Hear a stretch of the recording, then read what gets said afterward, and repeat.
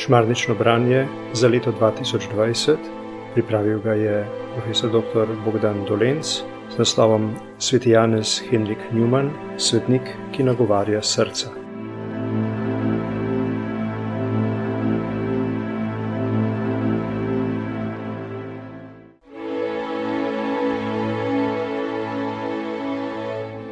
Drugi dan. Moja duša naj bo svetniki.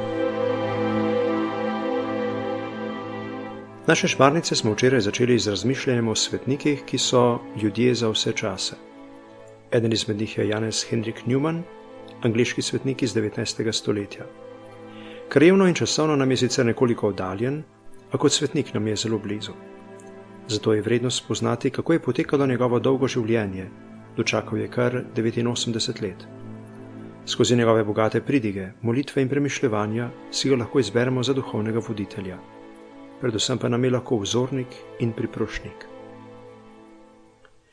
O svetnikih velja, čim bolj se jim približamo, tem večji so, tem bolj zaslutimo njihovo resnično veličino.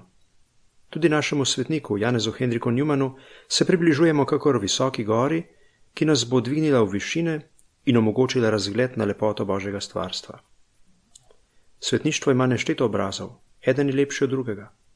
Svetnik je človek, zaradi katerega postaje življenje na tem svetu bolj človeško. Lahko bi rekli tudi, postaja bolj božje in zato tudi bolj človeško. Svetnik prinaša sonce v besedah in dejanjih. Ob njem si zaželiš, da bi tudi sam postal boljši in plemenitejši. Svetnik je človek, ki odpušča, ko vsi vpijajo po maščevanju. Človek, ki živi za lepoto in resnico. Nekdo je predlagal, da bi morali skladatelja Mozarta razglasiti za svetnika, ker je toliko ljudem prinesel in še prinaša lepoto. V vsakem človeku je skrita želja, da bi bil popolnoma dober, kakor je v vsakem želja, da bi bil lep, ljubljen in spoštovan. Le kdo si ne želi, da bi se končno otresel slabosti in napak.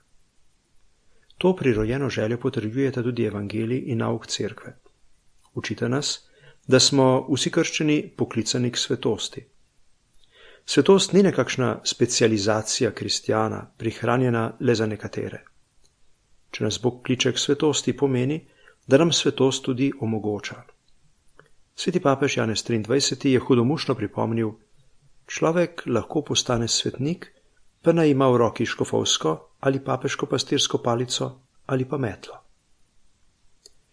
Janez Henrik Newman se je od svojih mladostnih let navduševal za svetost. Občudoval je cerkvene očete, to je svetnike in teologe prvih stoletij, ki so za pravo vero trpeli tudi preganjanja. Ko je pred svojo veliko odločitvijo o prestopu v katoliško cerkev razmišljal o tem, kdo je v zgodovini učil zmote in kdo resnico, je zapisal, da najbolj verjame svetnikom. Moja duša naj bo svetniki, piše. Z ljubeznijo in češčenjem bi rad padel k nogam tistih, katerih podoba je bila neprestano pred mojimi očmi in katerih blagoglasne besede so bile vedno v mojih ušesih. Moja duša naj bo svetniki, to pomeni, verjamem tistim, ki so svoje besede potrjevali svetim življenjem. Biti svet po njegovem pomeni z veseljem izpolnjevati Božje zapovedi in živeti s pogledom usmerjenim v prihodnji svet. Svetnost nam je potrebna, ker človek, ki ne živi sveto, čeprav bi prišel v nebesa, tam ne bi bil srečen. Ne bi prenesel pogleda obličja živega Boga, ne bi se ga veselil. Da bi bili v nebesih srečni, moramo spremeniti srce. To pa gre počasi. Z dejanji ljubezni, samoodpovedjo, potrpljenjem in molitvijo. Svetost zahteva prizadevanje celotnega življenja. Iz Newmanovih duhovnih spisov. Marijina odlika, ki jo označuje naslov Zgodnja danica, je v tem, da naznanja vzhod sonca.